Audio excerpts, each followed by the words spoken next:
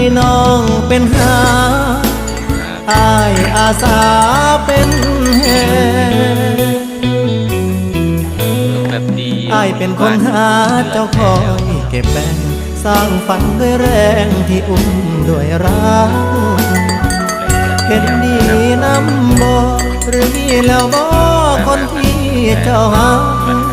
ส่งยิ้มแทนการรับปากก็ได้เด้อถ้าอายกันตกลงบ่นางอายแต่งตั้งเจ้าเป็นหวานใจขายความคิดนี้ฝากไว้เป็นการบ้านใจให้ลองช่วยฝันอย่าตัวกันเด้อถ้าน้องมีคนชายในฝันแต่ถ้าน้องเห็นงานตามนั้นเรามาสร้างฝันช่วยกันเด้อ